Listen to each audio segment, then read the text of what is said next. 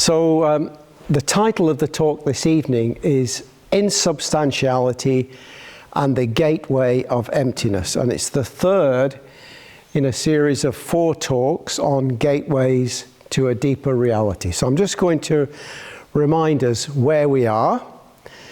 So the Buddha taught that our ordinary experience is marked by 3 characteristics, which are impermanence, unsatisfactoriness, and insubstantiality. And the Buddha also taught that contemplation of, or really seeing into, each of these characteristics is a potential gateway to a deeper reality, to liberation. So if we are able to contemplate and really see impermanence, then we can enter the gateway known as the signless gateway. And we covered this in the first talk in the series. If we are able to contemplate and really see unsatisfactoriness, then we can enter the gateway known as the wishless gateway. And we covered this last week in the second talk in the series.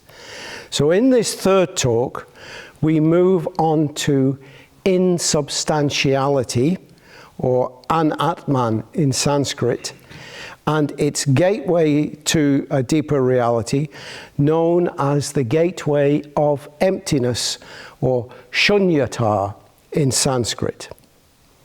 So when we say that things are insubstantial, we mean that they do not exist completely independently of anything else. The Buddha tells us that there is nothing in our experience that has a completely independent or separate self-nature. The Buddha taught that everything in our experience exists in dependence upon conditions which are impermanent and changing. And this means that there is no essence of anything, including the human being, that is fixed and separate and immortal. This is the central teaching of the Buddha, Pratityat Samutpada in Sanskrit, or dependent origination or conditionality. So I want to take a few minutes now for a brief explanation of how the Buddha arrived at his specific teaching of anatman, or insubstantiality. So at the time of the Buddha, there was an influential body of teachings known as the Upanishads.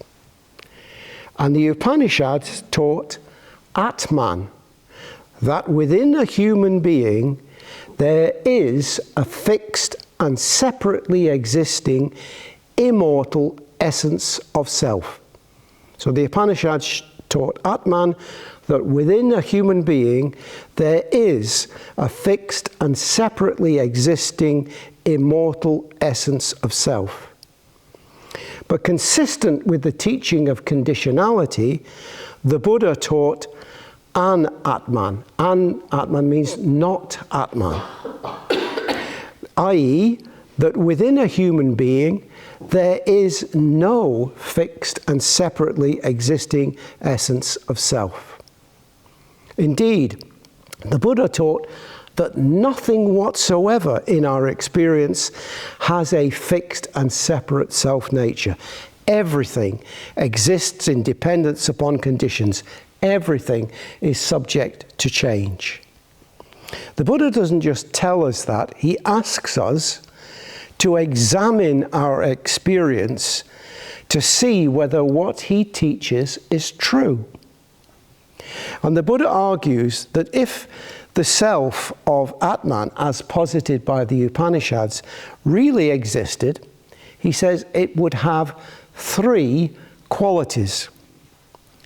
It would not lead to unsatisfactoriness. It would be under your complete control. and it would be permanent. So if the self of Atman of the Upanishads existed, it would exist completely independently of anything else, immune to external influences, and therefore free of unsatisfactoriness, and it would be eternal and unchanging.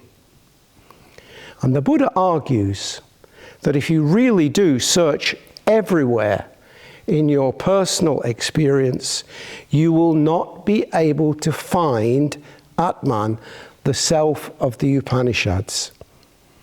If you examine everything in your inner and outer experience of life, you will find nothing that is permanent, nothing that is under your complete control, and nothing that provides everlasting fulfillment. Nothing that completely avoids some or other aspect of unsatisfactoriness. So what does this then mean? It means simply that the self is empty of fixed and separate self-nature. There is no permanent or eternal, separately existing essence of self. And crucially, because the self is empty of a fixed and separate self-nature, this means that the self is open to change and growth. Through connection with other selves and with the surrounding world, and through its own actions, the self can grow and change and develop in ways that presently might be unthinkable. So when we say that the self is shunya, when we say that the self is empty, we have to ask, empty of what? And it's empty of a fixed and separate self-nature. And because it is empty of a fixed and separate self-nature, the self is filled with the open potential of change.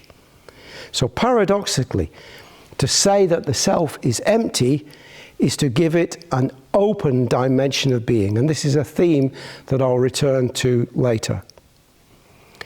But first of all, I want to pause and offer some important cautionary words relating to discussions around the nature of the self and emptiness.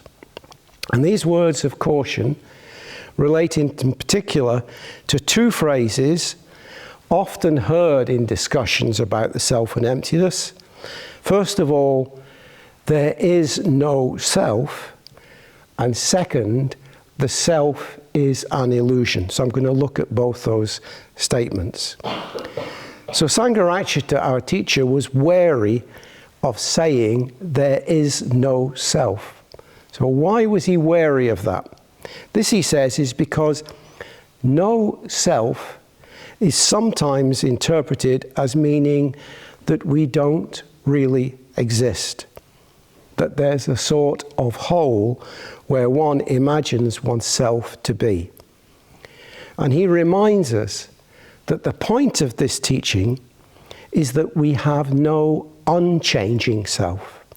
Indeed, putting it more dynamically and experientially, we can say that for radical change, radical development to take place, for a fully conscious self-transcendence to be possible, there can be no unchanging self. So words of caution from Sangharakshita there. And similarly, we need to be careful when we say that the self is an illusion, because many people will hear that the self is an illusion and assume that nothing exists once the illusion is dispelled. So J. Garfield, an American Buddhist practitioner and scholar, points out that in Indian thought, to say that something is illusory, to say that something is an illusion, is to say that it does exist in one way, but it appears in another way. So he gives us the example of a mirage in the desert, which really exists as a refraction pattern of light, but appears as a pool of water. Something exists, but we mistake what it is. In the same way, he argues, what exists is a person, but we mistakenly or illusorily take it to be a self in the self of Atman, of the Upanishads. And this self, Garfield defines as the me that owns the body, the me that stands behind and owns my mind, the agent that acts upon the world but exists apart from the world, that is free of the matrix of conditions. And Garfield says that this concept of the self, of Atman, is a deeply ingrained idea. He argues it's a universal illusion that appears in different religious traditions, starting with the notion of the psyche, a kind of soul in Greek philosophy, which works its way into the Judean, Christian and Islamic traditions, and is there also in the Upanishads' notion of Atman. And Garfield speculates that perhaps this idea of a self has its deeper origins in the evolution of the species, with the vital, instinctive urge to keep me alive. So looked at from this perspective, the idea of the soul or of Atman in the different philosophical and religious traditions emerged from and was an expression of this primitive evolutionary instinct. It's an interesting line of thought which I think is worth keeping in mind. But now let's move on from this exploration of the nature of the self and dive more widely into the meaning of shunyata, of emptiness, the different connotations that shunyata, that emptiness has. So in one sense, the idea of emptiness conveys something mysterious and elusive, something there but not there.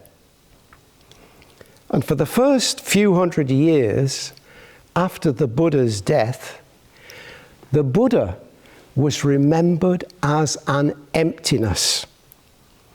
It was only due to the Greek influence in Afghanistan and India that representations of the Buddha started to appear. When they first appeared in the area known as Gandhara, they looked very Greco-Roman because of that Greek influence. Before that time, the Buddha was represented by an empty seat or by a tree with no one sat underneath it, or by a pair of footprints. The Buddha was called the Tathagata, one thus gone. He was described as the trackless one, like the track left by birds as they fly through the sky. This is very important to remember. I remember an occasion at Padmaloka in one celebration, instead of having a rupa of the Buddha, we just made a straw seat and left it empty. And people said after that ritual, they felt closer to the Buddha with no image there than they had ever done before. Very interesting. That emptiness evoked something deeper. So, Stephen Batchelor gives us a second sense of emptiness or shunyata. He describes it as the terrifying and fascinating emptiness that quivers beneath the threshold of common sense. The terrifying and fascinating emptiness that quivers beneath the threshold of common sense. It's what it's like when you're standing in a place and you realize that the ground might disappear underneath you at any moment. So in my experience, from being in the mountains, in the Alps, it's the sense of being standing on a crevasse covered by a thin layer of snow. Or it's of a standing on deep water visible beneath a thin layer of ice. Fascinating and incredibly scary, even terrifying at the same time. So Stephen Batchelor writes this: if we can glimpse this emptiness, this sublime state, then the opposing forces of fear and fascination cancel each other out, leaving one suspended in a state where the habitual chatter of the mind is stilled.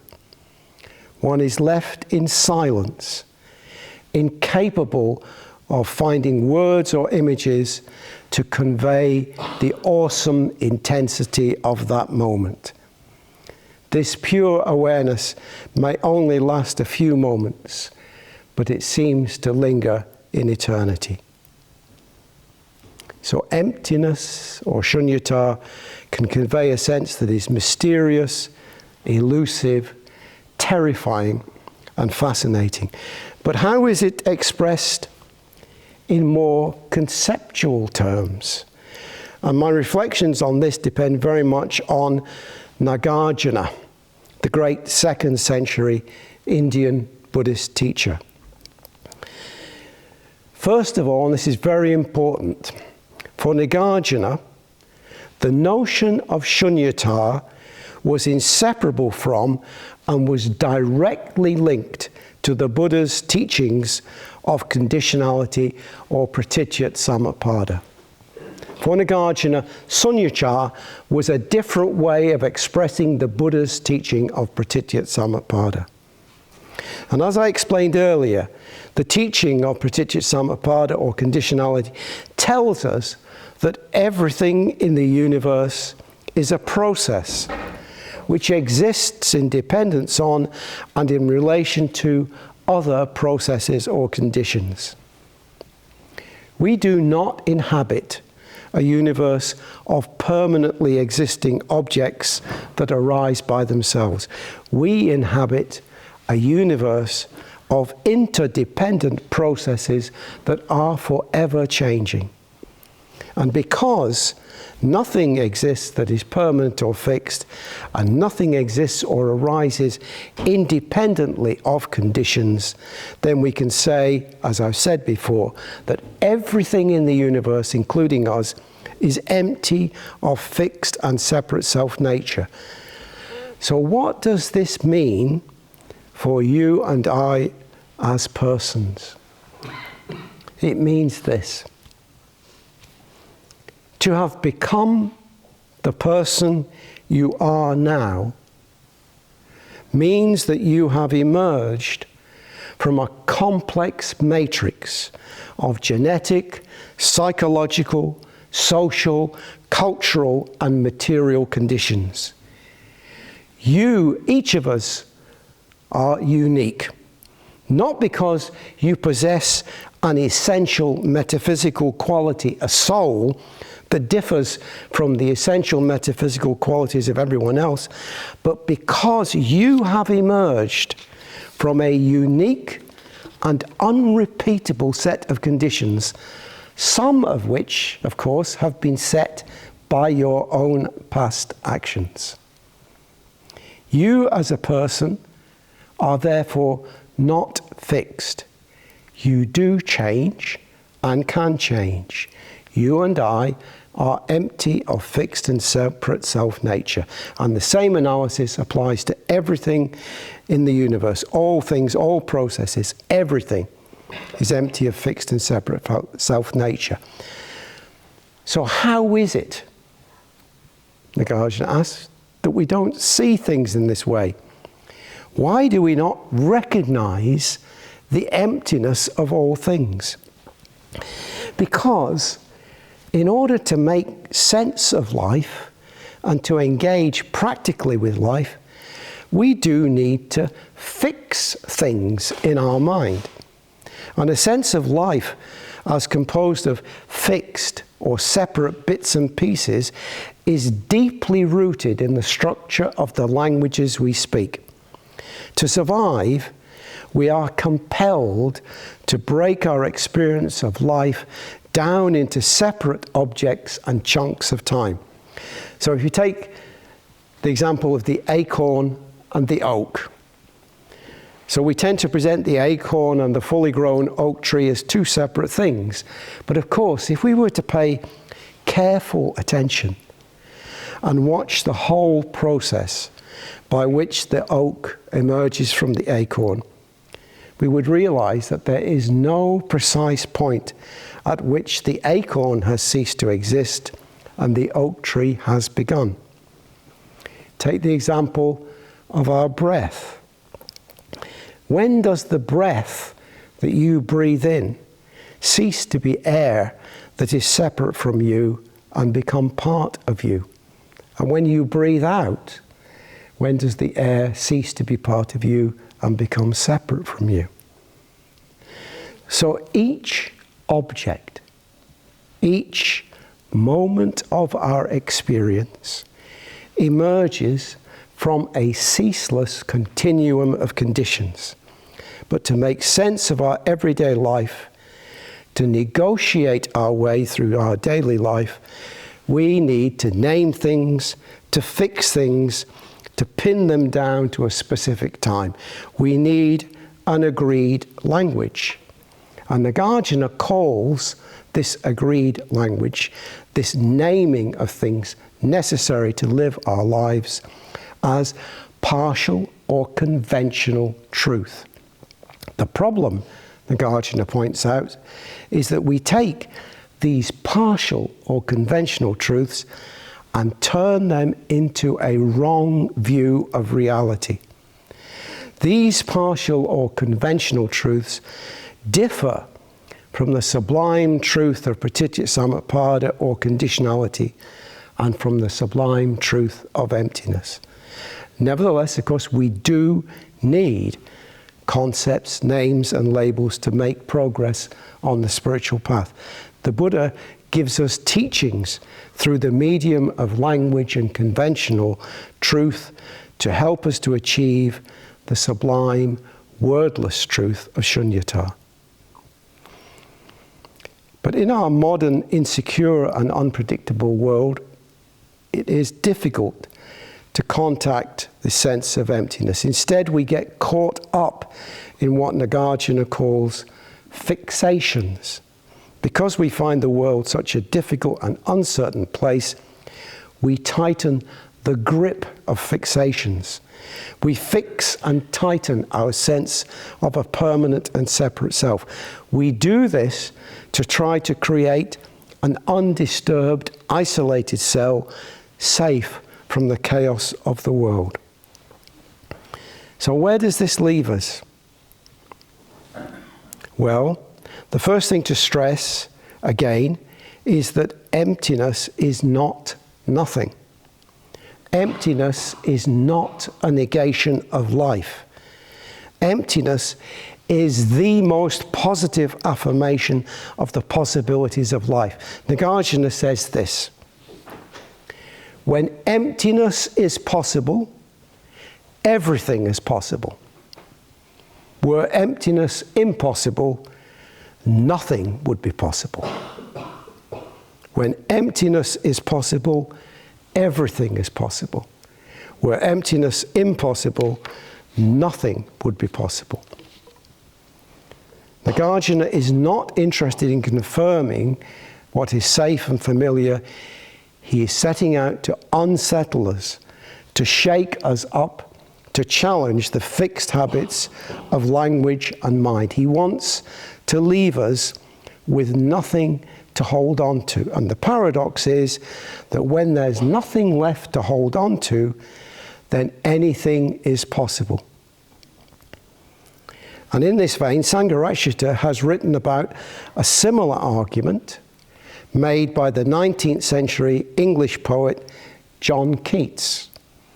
He created the phrase or concept of negative capability, an ability that exists when a man is capable of being in uncertainties, mysteries, doubts, without any irritable reaching after fact or reason.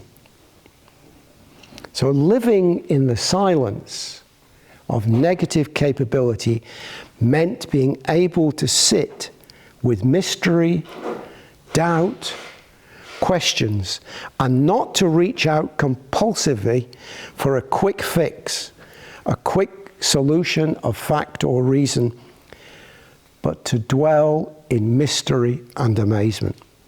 And in this condition, it's possible for the arising of insight into shunyata, or the open dimension of being, to happen. And this insight into shunyata does not only change the way we view the world, but it also transforms the way we feel about the world. As Stephen Batchelor says, the silence of emptiness allows you to hear more clearly the cries of the world.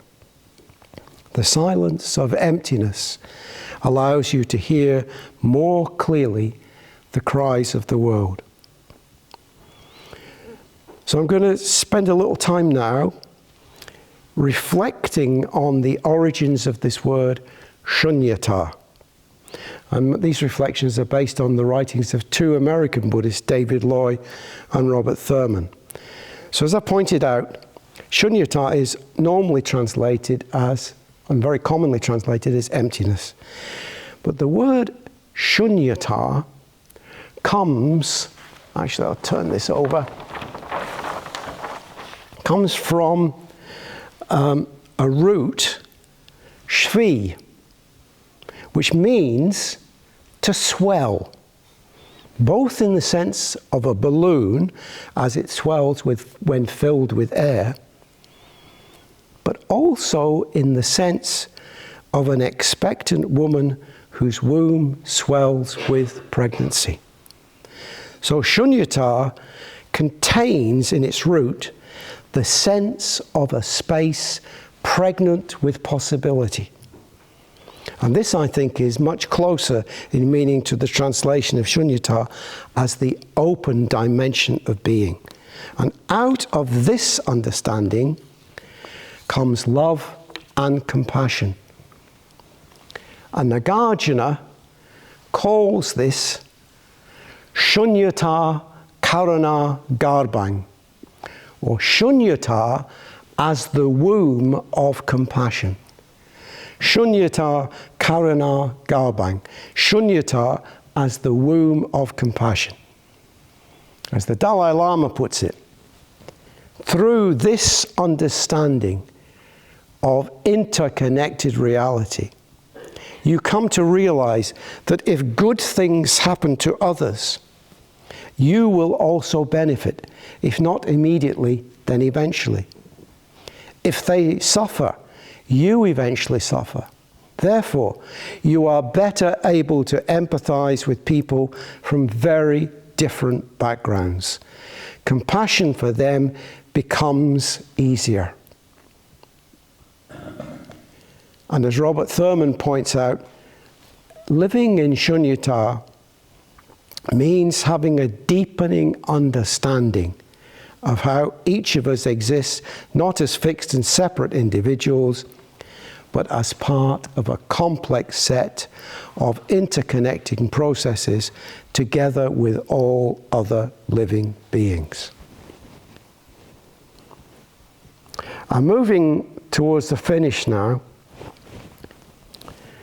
There's an important link I want to explore between the sense of shunyata as interconnected reality, another way of stating insubstantiality, if you like, interconnected reality, and the quality of sensitivity to others and the world around us.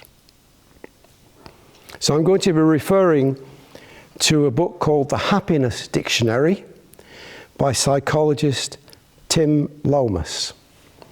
In a chapter in his book, he points out, he emphasizes that our sensitivity can be limited if we lose sight of the importance of being connected to the wider world around us. And I'd like to share with you 3 of the words discussed by him in relation to this sensitivity and connection. And first is the African word that you may have heard before, Ubuntu. So Ubuntu is a shortened form of a Zulu phrase meaning a person is a person through other people. A person is a person through other people. Ubuntu thus implies, I am because you are. And the late Archbishop Desmond Tutu said of Ubuntu, it speaks of the fact that my humanity is caught up and inextricably bound up in yours. I am human because I belong. It speaks about wholeness. It speaks about compassion. So Ubuntu then reminds us of our shared humanity. The second word Tim Lomas writes about is the Australian Aboriginal word, dadiri. So Tim Lomas asks us, how often do you ever really hear another person? As he says, too often we interrupt or jump in as soon as our interlocutor closes their mouth. This is one of my issues that I have to work with. It's a confession there. Jumping in even before someone finishes. Occasionally, though, as Tim Lomas says, we may find the patience and grace to maintain a receptive and attentive silence, just listening without any desire to impose our opinion, offer advice, or steer the conversation towards ourselves. In short, letting them speak. And Australian Aboriginal languages have a word for this kind of deep, reflective listening, and that word is dadiri. And one Aboriginal woman provides an evocative account of the comfort it can provide. She writes this: when I experience dadiri, I am made whole again. I can sit on the riverbank or walk through the trees. Even if someone close to me has passed away, I can find my peace in this silent awareness. So dadiri can transcend the simple act of listening and can signify an entire contemplative way of life. It entails remaining receptive and attuned to the world around us in a spirit of reverence and respect. Moreover, as Tim Lomas emphasizes, this attentiveness and respect are not reserved for human beings. He writes, we can enter into communion with nature itself by opening our ears and hearts to the natural world so it may breathe its truths. So the third word from Tim Lomas comes from Spain and Portugal, and the word is simpatia. And Tim Lomas writes this: at its best, human interaction is like a dance. We move with balletic grace, our movements in perfect synchrony. This doesn't mean that we must rigidly conform to tightly choreographed routines. There is still room for spontaneity. Indeed, our most meaningful encounters tend to feel pristine and fresh, as if springing into life at that precise moment. Yet even, or especially then, our movements somehow align perfectly with our partners. We intuit their intentions perfectly, a fraction of a second before they act, and respond accordingly. The dance is fluid, supple, poetry in motion. Spanish and Portuguese speaking cultures describe this ideal as simpatia. So simpatia literally means sympathy, evoking a sense of interpersonal harmony and accord.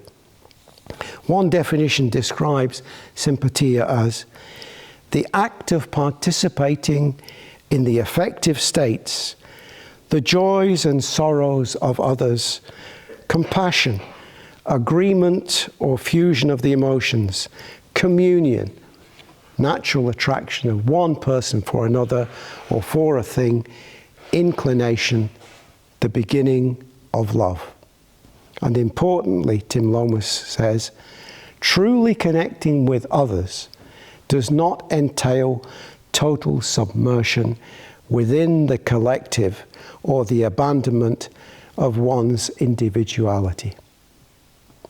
As Tim Lomas says, it's about striving for simpatia and enjoying the feeling of just clicking with fellow human beings. We each play our own melody, but contribute to a vast, vibrant, coherent symphony. So I'd like to leave you with these words.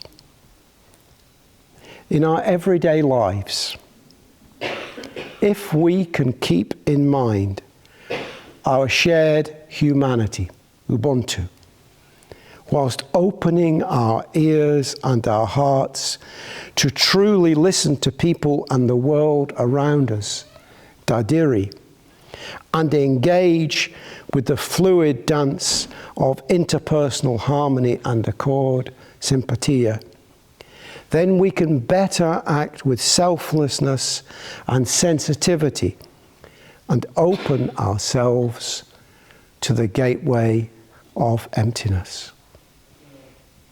So I'll finish there. Thank you.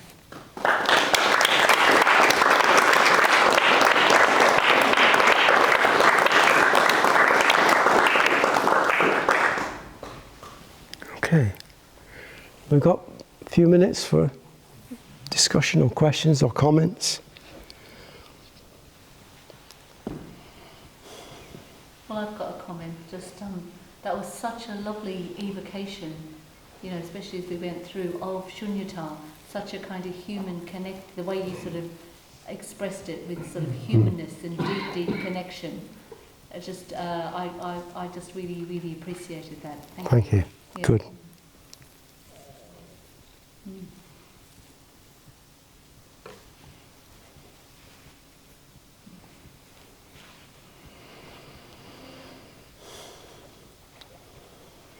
It's really interesting how you added, I think the added words between that no self, no fixed self, no, yes. Just putting in a word.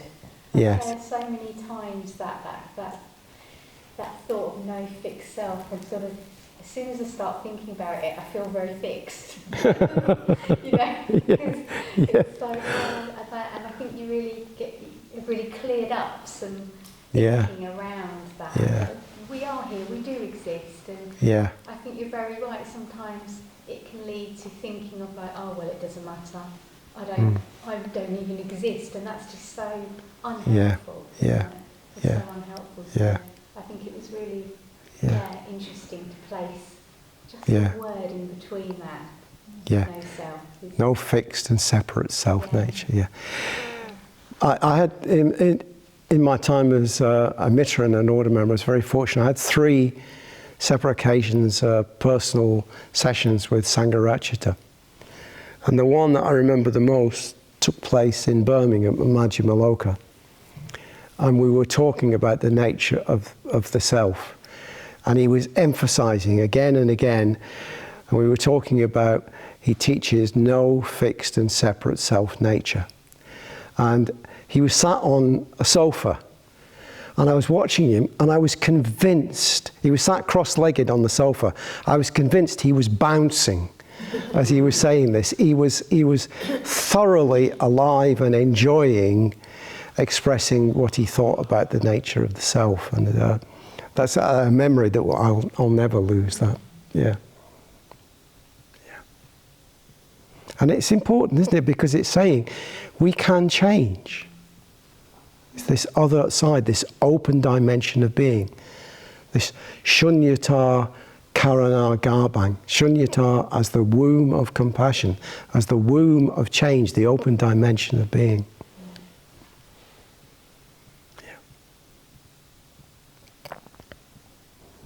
Yes, am I? I was on a Vaddhaka retreat years ago, and I think I was having a meditation interview with Tejananda, and I was picking him up on using the phrase "no self" in his teaching, and he was saying, "Oh no, that's right, no self," and I said, "No, there's no fixed self," and I was quite definite about that.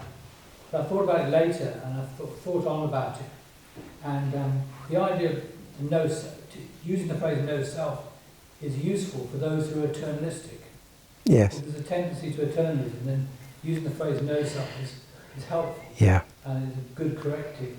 Whereas the no fixed self is good for the nihilist. Nihilist person. Yeah. Okay. Yes, I said one needs to approach using the phrase "no self" with caution. Yeah. But it's sort of like, for me, maybe it's because of the kind of person I am and the conceptual kind of mind that I have, Bhante's teaching of there is no fixed and separate self nature is what actually appeals to me. And I know that there are, many good order members, some very senior who I respect a lot, who prefer to talk about no self. But I do think for some people it's tricky, that it can lead to this sense that there's nothing there. It's the same with saying that the self is an illusion. You have to be cautious. So if you're using these phrases, I think you have to be careful to explain exactly what you mean. Yeah. Because really, like I also brought out, day to day, my experience is I have self. Yeah. It's Yeah. a fact. Yes. I bump into things. I do self-development. I do this. I do that. I am an entity in my experience. Yeah. And I meet other selves, and I meet the world full of things. So just to go straight to no self, it leaves me with this huge gap in my actual everyday experience. Yeah. But actually, it's no fixed self. Yeah. No separate self. Yeah. And then you sort of boil it, it's like, oh yeah, no, Well, that's I can get on board with that. Yeah. Because my experience is of some sort of Yeah. entity, something that continues. Yeah. But it can change. Yeah. And it's mysterious, all these Yeah. sorts of things, phrases that you brought, Yeah. bigger than I can, than can be conceptualized on. Yeah. And deeply, deeply interconnected. Yeah. It's important to remember that the Buddha's teaching was an Atman, not Atman. And Atman means a fixed and permanent, eternally existing essence of self. That's what he was against. So an Atman means no fixed and separate, eternally existing essence of self. That's what it doesn't mean. He wasn't saying there is no self. He means there is no self in the sense of Atman as posited by the Upanishads. But in the Pali Canon, that's what the teaching says. Yeah. Yes, here, yeah. Is there also an aspect of speed? I mean, when you were bringing the analogy of the acorn and the oak, I kind of see it like at every point along the way, it would be like, oh, well, yesterday is similar enough, but then when you take very distant time parts away, it becomes harder. Yeah. So sorry, you're trying to say? Is that a dangerous way of saying that there is like some similarities in time, but then that if you, is it the eternal bit of that it's kind of in any given period of limited time, it makes sense to us to feel like we break things down, don't we, in terms of separately existing and separate moments in time in order to make sense of things. And there's a danger in that, that we miss this sort of much wider, expansive view of time and things and processes, and the interconnection and the fluidity, the ever ongoing fluidity of things. And in a way, it's sort of like, we can practice, we have this practice, the 6-element practice, which is sort of, again, about the fluidity of our bodies and ourselves and so on. Sort of, so seeing things in a different time frame is important, Dhammachanda. Yeah, thank you for such clarity, Vaddhaka. The word emptiness and no self, they both sound very negative, don't they? But what you're showing is that you're linking them directly, shunyata, directly to compassion. And common humanity and all those beautiful things which are far from negative. Yes. So why does the tradition keep translating these terms in such a negative way? Where no wonder people are a bit afraid, or some people, a bit afraid of, or misunderstanding Buddhism when it's terms like emptiness and no self. I don't know. I mean, I'm not a philosopher, but I suspect there's an interesting area to explore in the relationship between this and the concept of zero. That they're emerging at similar times and so on. So that it's sort of like this idea of nothing or emptiness or something like that coming out of that period. But I don't know who the first persons were, but I mean, it was Herbert Gunther, the German, who actually said much better to translate as open dimension of being. And certainly when you read David Lloyd and Robert Thurman pointing out that the root of shunya and shunyata is shvi, and that means womb, in the sense of pregnant with possibility, it's very different. Very different. It's a really good point, isn't it? Because empty could, almost imply that there's no emotion, no feeling, or no, So you have to say empty of. Empty of. You have to say empty of. Okay. Empty of what? Yeah. So it's interesting, isn't it? Like the way that the Buddha was represented for several hundred years after his death. He was represented as an emptiness. He was not there in terms of an image or a rupa. Right? There was just this empty space, or there was footprints, or there was an empty seat or whatever.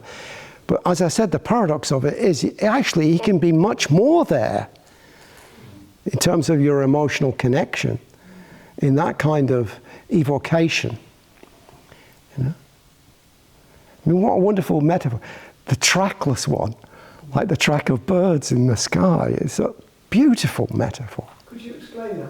I'm sorry. No, I can't explain it. I just, for me, it's just, because birds leave no track in the sky, but that you can see. But they have been there, haven't they? Oh, you don't know where they've been. You can't see where they've been. The track they've taken. I see. Okay. We're over time, I think, haven't we? Now, just to say, I have suggested for those who are going to be leading groups, some discussion topics. As I say, you can do whatever you want in the groups, really. Does the idea of shunyata fascinate or scare you? Can you think of ways in which you tighten your sense of self? Can you imagine breaking free of your existing sense of self and achieving enlightenment? What stops you? What would it require of you to break free? So these are just some ideas for you to think about. And report back in a year's time. Okay, Next life. so we'll finish there. Yeah, good. Good.